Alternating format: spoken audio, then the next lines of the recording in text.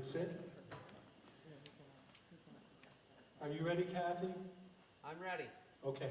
I'm going to call this meeting to order on behalf of the Board of Selectmen. Would you all join me in the Pledge of Allegiance? I pledge allegiance to the flag of the United States of America and to the republic for which it stands, one nation, under God, indivisible, with liberty and justice for all. The purpose of this meeting is to review our capital plan for next year and to set a date for the referendum. The first item of business for this meeting is to elect a moderator for the meeting. Do I have any nominations for moderator? I nominate Will Riegel. We have a nomination for Will Milkley. Do I have a second? John Lucas seconds. Are there any other nominations? All those in favor of Will, say aye. Aye. Aye. Carries. Will, come on down. Thank you for doing this.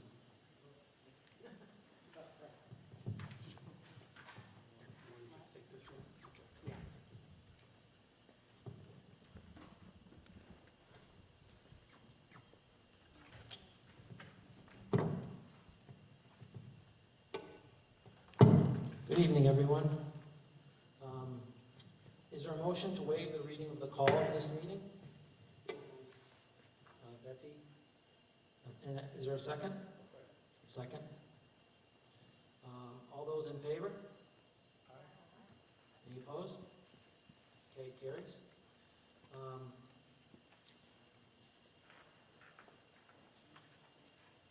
Is there a motion to waive the reading of the resolution by the town attorney?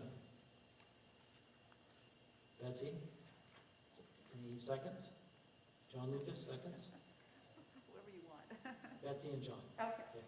I'm trying to help Andrea. And you are. Thank you. All in favor? Any opposed? That motion carries. Okay, at this point, I will turn it over to Steve to walk through a presentation on the capital project. Thank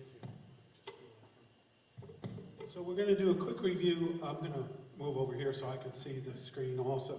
A quick review of the capital plan as approved by the Board of Selectmen and the Board of Finance. Thank you, Harry. Can we move to the next page? Who's in charge of the computer? Oh, no, there's a clicker up there, Oh. right next to you. See the clicker? Sorry about that. Okay. Do you want me to do it, or you got it? Just press enter. Okay. We've done all of this, and now we're on to, oops, let me go back. Keep on going. Okay, our concerns in the coming year for the budget was, if you remember correctly, last year, because of the pandemic, we were unable to have a referendum. So any projects that we approved as a town to go to a vote in the referendum, we could not do. That was just over $1.9 million worth of projects. So we had that concern as an overriding concern from last year.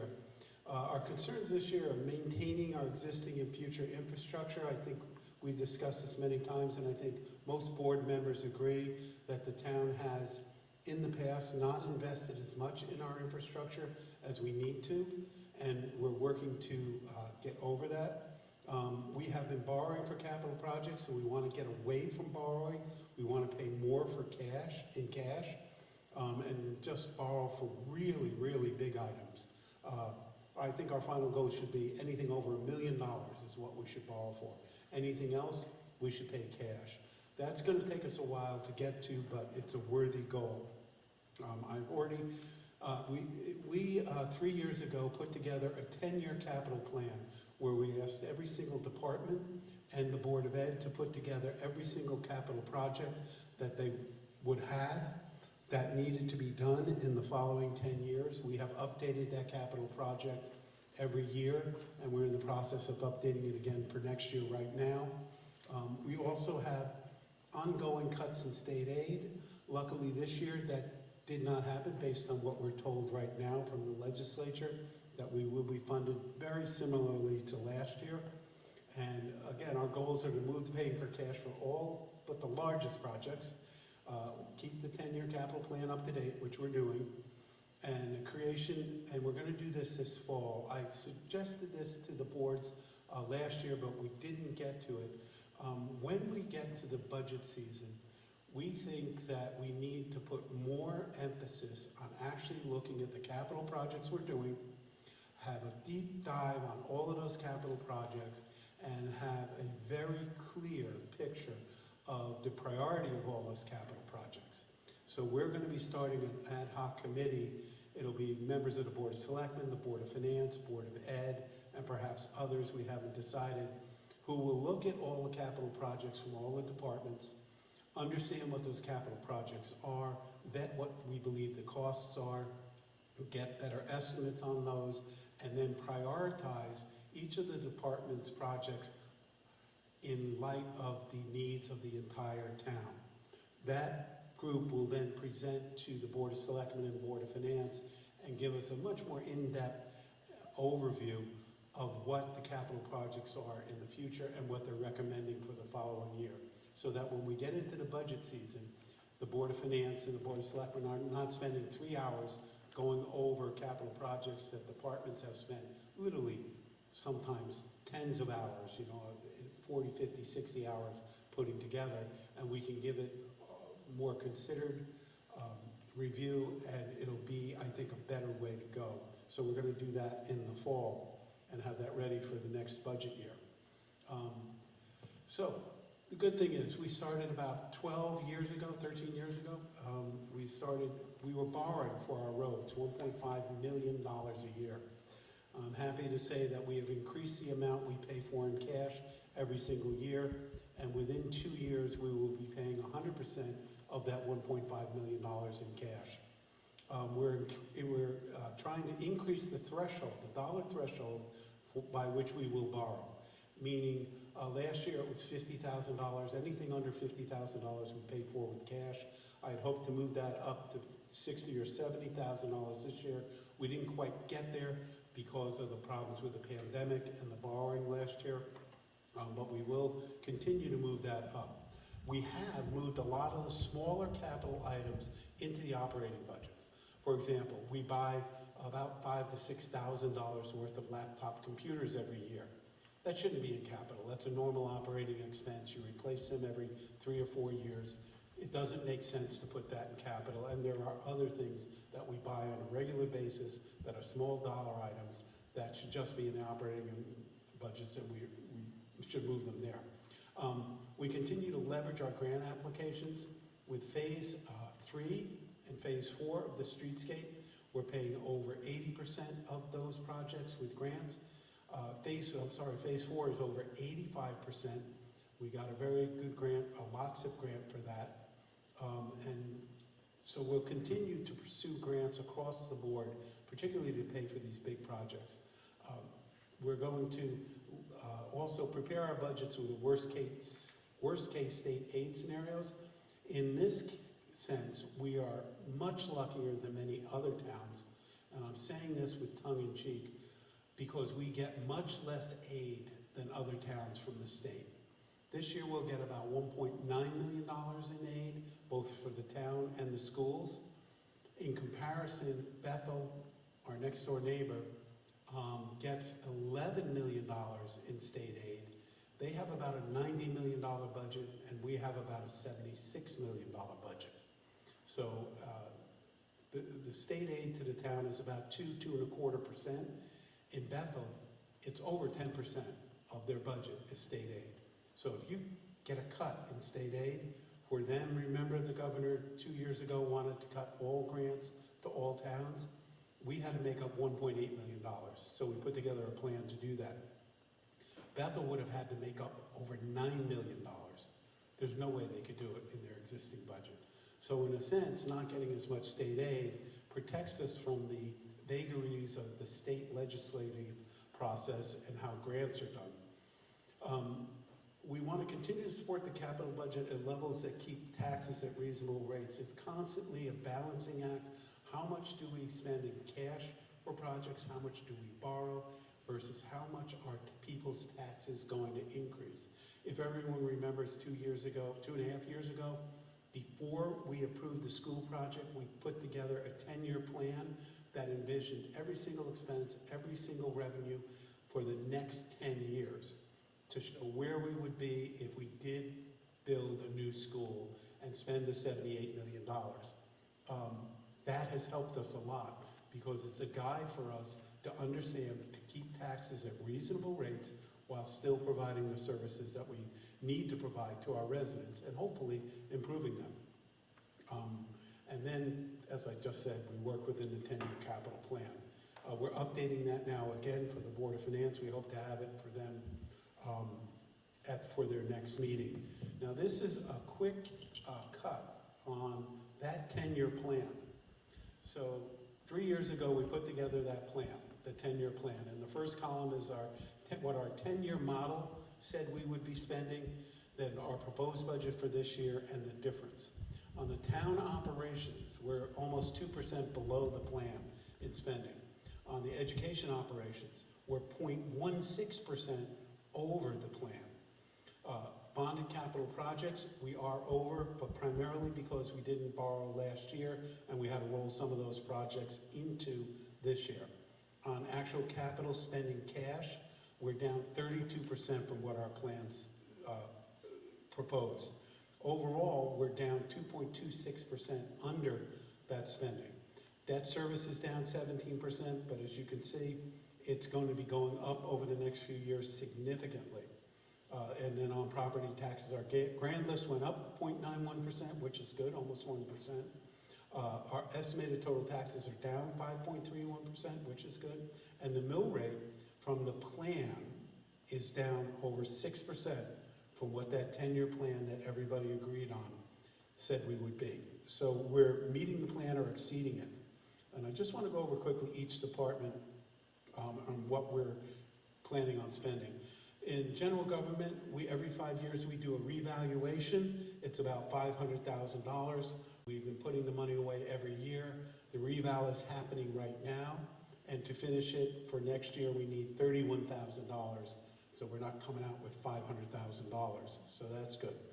Then next year, we will obviously up that again to start to put money away to pay for the next reval, probably again $100,000 per year for 5 years. In the police department, we had a very good conversation with them. These are the projects. This year, we usually every year replace 3 vehicles. This year, they feel they can handle just having 2 of their vehicles replaced, which saves us about $55,000 all in by the time they get lights and everything on them. The 3rd vehicle is a nice to have, but they said we can live without it this year, which is good. The big item here, and we know this is going to be a big item, and it's going to happen in the next probably 2 years, 2 to 3 years, is the radio system our police are using is antiquated. It's out of warranty. It is getting increasingly more difficult to buy replacement parts or people to repair them. We're doing a study right now. We're using the Police Outside Services Fund. We've hired a consultant who has come in already, begun to talk to our police, our fire, our EMS. What are their needs? What are the needs of the school? Obviously, some of the connectivity that we have is with the schools, and we want one emergency radio system that works for all of the fire, police, and others in town. We estimate the cost of that might be upwards of $4 million. And we put this in this year's budget, not with a plan to approve it, but to let people know that this is something that is coming in the next 2 to 3 years. The police were nice enough and agreed with us, Chief Purcell, after we discussed it. The Outside Services Fund is money that is raised by the police by when they do private duty. So if they're working a construction site, directing traffic, doing things like that, we charge a fee for the policeman to the contractor, we charge a fee for the vehicles that are used, and there's a markup on that. The profit from that goes into the Police Outside Services Fund. That fund is dedicated, and always has been dedicated, to purchase equipment and capital items for the police that are not part of their normal operating expenses. So this year, after discussions with Chief Purcell, every 10 years or so, they need to replace their patrol weapons. We have a mixed variety of weapons now. Some of them have to be returned to the state because they were purchased under the Homeland Security Act. And for the patrol rifles and for the bowler wraps, we're going to be putting those through the Police Outside Services Fund because they're one-time expenses and don't happen every single year. For Center Fire Company, Brookfield Fire Company, we're continuing to reserve for both the fire apparatus and for ambulances. These things get very, very, very expensive. Fire trucks can cost upwards of $1.2 to $1.4 million. Our last ambulance cost us about $280,000, so it makes sense to reserve for those so we don't get huge hits in any one year. The Board of Finance also approved a utility pickup truck, and they use that for a variety of purposes.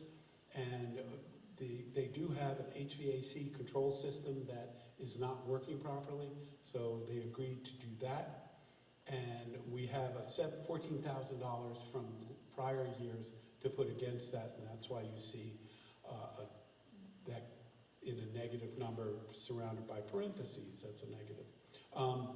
We now have 3 ambulances. We're keeping one because of the increase in the volume. We usually only have 2 that are on duty at all times. This year, we're going to keep the 3rd one in reserve because we feel that we may need it. It's in okay shape. I don't think we would want to be running it every single day. But as part of that, we're going to need new stretchers and stair chairs for the existing ambulances and that 3rd one, and that seemed like a very good expense to incur. On the Candlewood Company, again, this is a little simpler. We also reserved for a fire truck for them. The Board of Finance did approve a command vehicle for the Candlewood Company for $63,000. They have had needed to do work on their building. I don't know if anybody's been over there and seen it. So we did approve the asbestos removal and replacing windows for the building, which I believe are original to the building. So that will save us energy in replacing those windows. In Public Works, again, here we have the annual paving program. It's broken out a little bit because we're using our LoCIP grant to pay for part of it. We're going to bond $550,000 from last year. We have $250,000 we'll bond this year. So paying currently, we'll pay $1,143,000. Our goal and what we're going to spend this upcoming year is a little less than $1.5 million because we are ahead of where we thought we would be with paving, and we're going to use part of that money to offset the purchase of a vehicle. So on the vehicles, if you look at the things we got here, we got a Dodge pickup, a tandem axle dump truck, a box truck. All these vehicles, the Dodge pickup truck is about 12 years old. The tandem axle dump is 22 years old, I believe. The box truck with the lift gate is about 15 years old. So these are older vehicles. They get a lot of wear and tear. And we do have in here, it's really not Public Works, but that's where we put it. We agreed to put up to, and this number is not correct. It's not $50,000. It's $46,000. I apologize. For electric vehicles, we've applied for a grant with the federal government where they will pay 80% of vehicles, electric vehicles, all electric vehicles, and they will pay 80% of the charging stations. We've done an analysis, and if we replace 5 vehicles, which range from a 2007 Ford Taurus up to a 2014 vehicle, over the next 15 years, we will save, even if we consider gas and electric to be the same cost from a mileage standpoint, over $100,000. We're not guaranteed we'll get that grant, but this amount for the electric vehicles will be used to pay for our portion of that. The total grant is for a total of $250,000.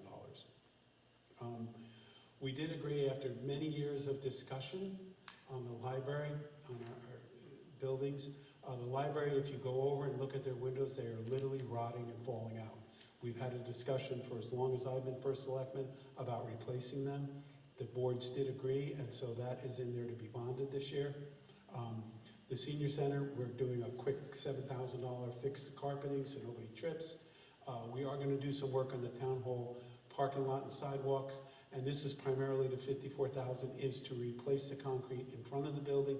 It is cracked, it's chipped, it's at different levels, and we're afraid it's a trip hazard especially for our senior citizens. I did put in a request for a town hall generator. In my opinion, based on the last storm and the storm before that, in Storm Isaias, we are out for about 4 days at Town Hall. In the storm 2.5 years ago, Town Hall was out for 9 days. Town Hall is a critical facility for working with our residents and helping them. I was literally moving everyone's office and the people I'm working with, they were working from home.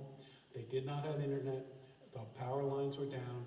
I was working between the police station and the firehouse. That's where my office was, and it was primarily in my car and moving back and forth. We need to have Town Hall up and running. It's also a safety issue. If we need to house residents, it could be another point where people could stay. If we had the storm we had 2.5 years ago in the winter, it would have been a much different story as to what happened in this town.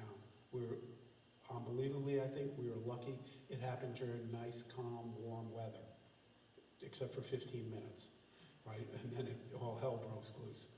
In the library also, we're going to be redoing the ADA bathroom. We did have money put aside previously, and we're hoping to get that approved by the town. I also put in a request for a generator at the senior center, because if we have another pandemic, we are going to need to be able, as this pandemic has shown, to be able to separate people of a certain age. If you're over 65, you're much more likely to get seriously ill from the coronavirus or die from it. If that happens again, we would love to have a place where seniors could gather and do it safely. A lot of items here we did not approve.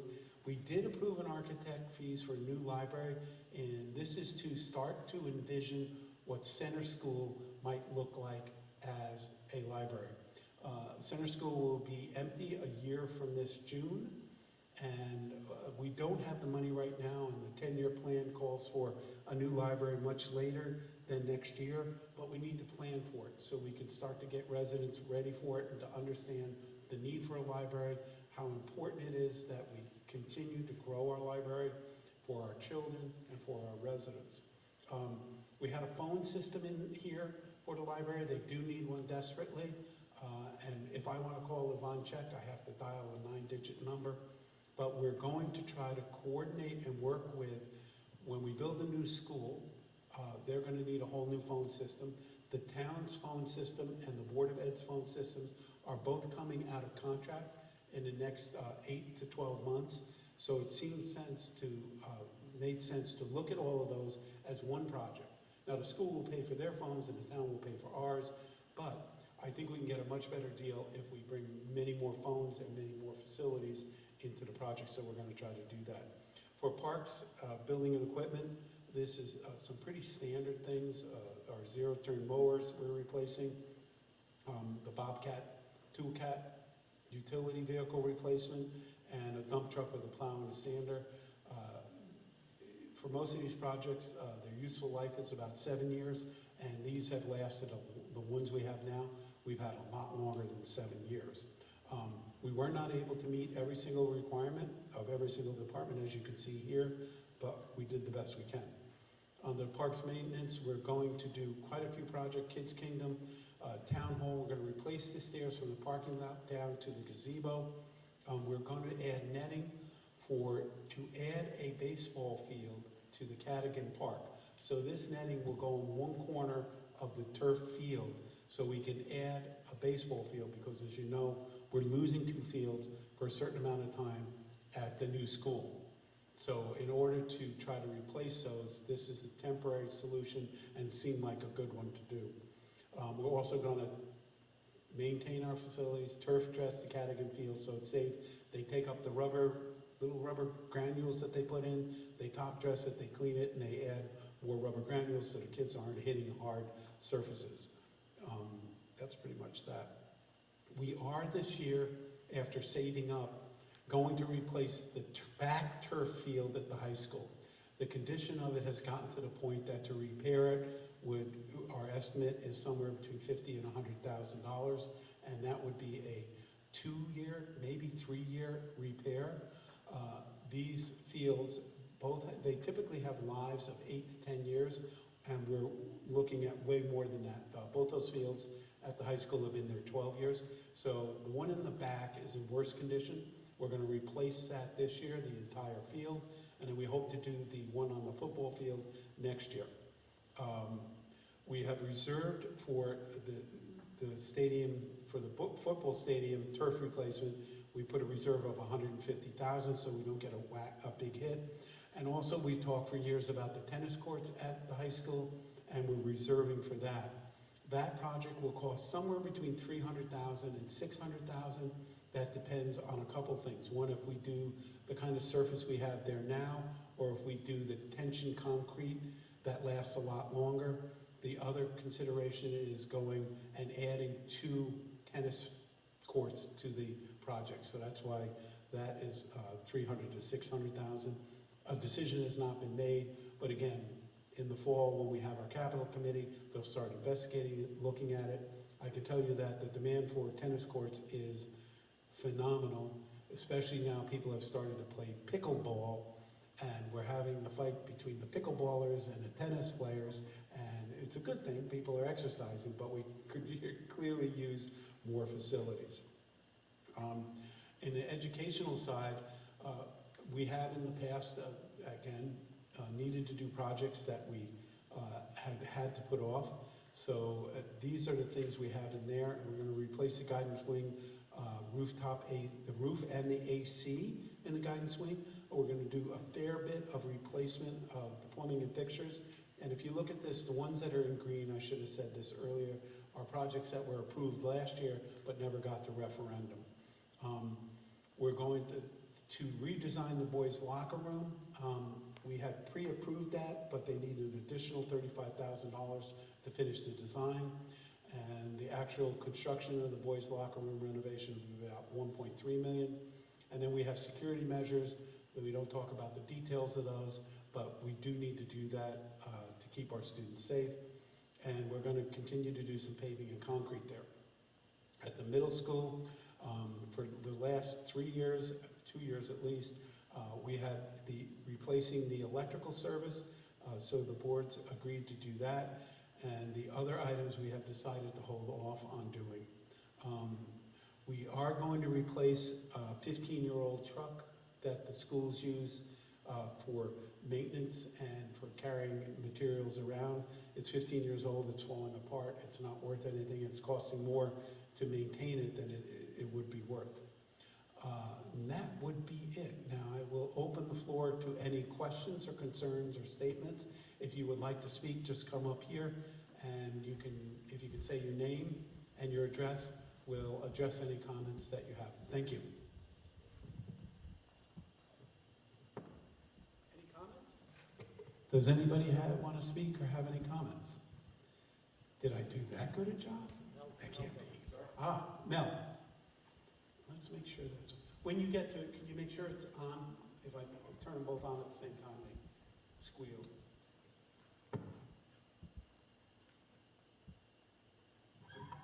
Hello. I do apologize for not coming to the meeting sooner.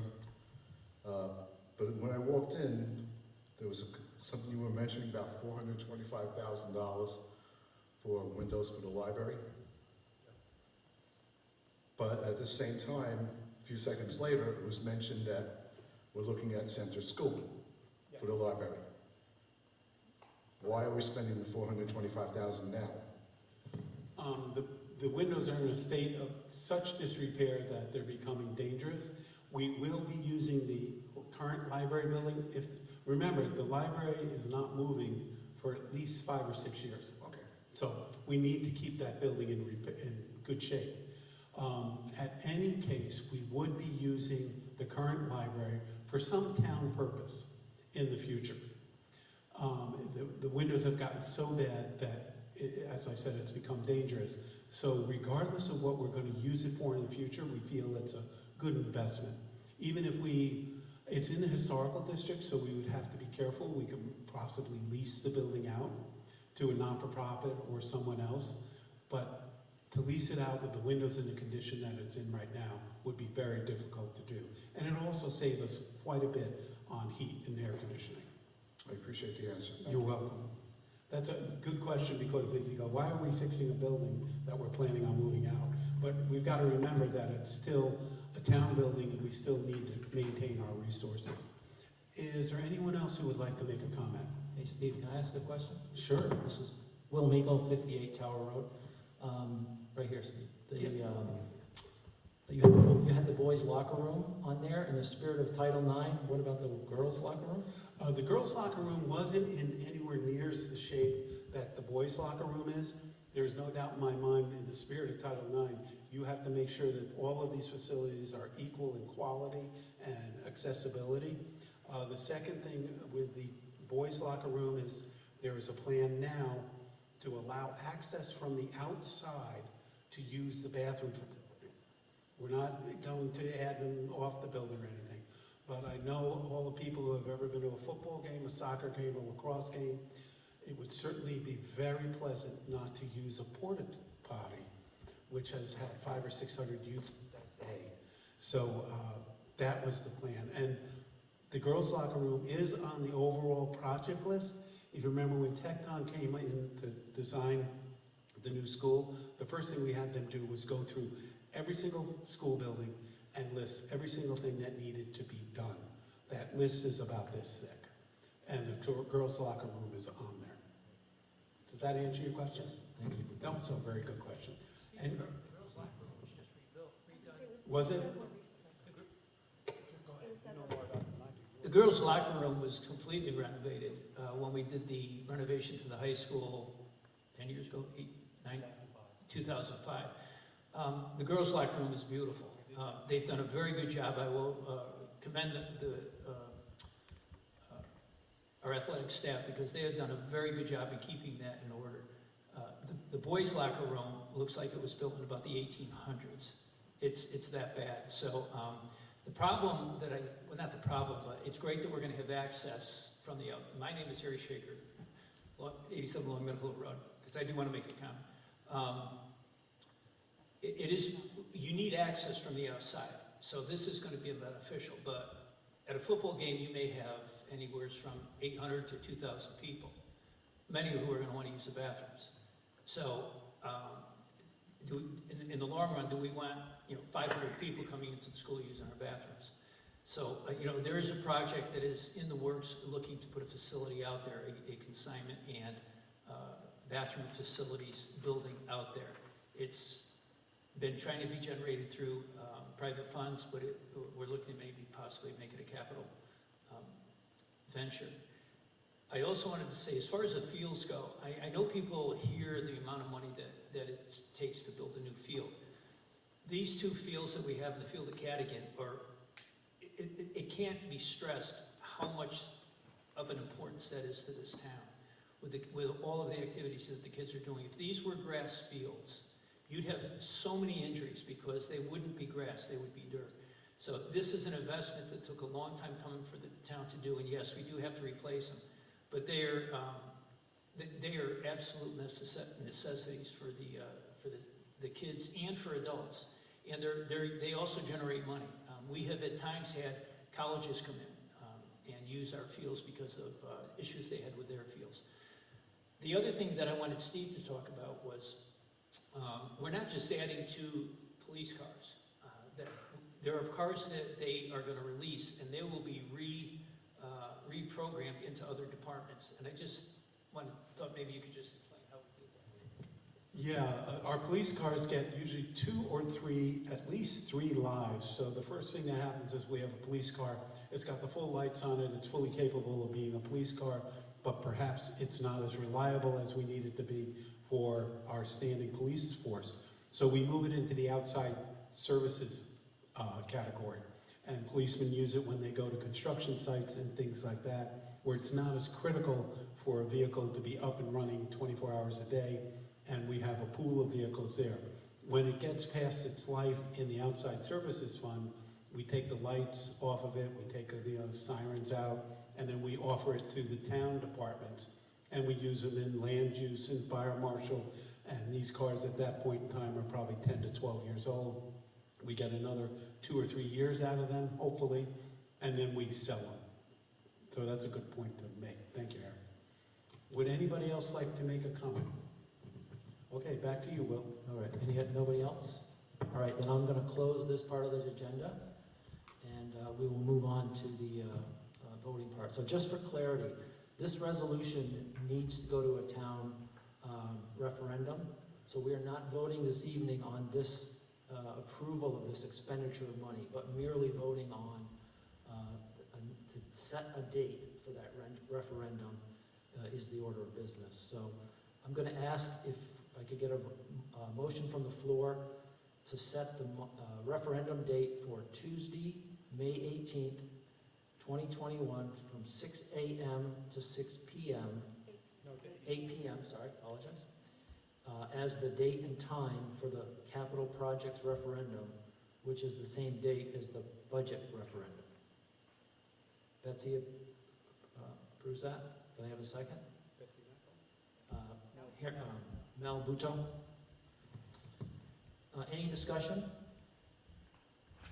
No? Okay. All in favor? Any opposed? It carries. Can I have a motion to adjourn the meeting? I'll make that motion. Steve Dunn, and a second from Mel Buto. All in favor? This meeting is adjourned.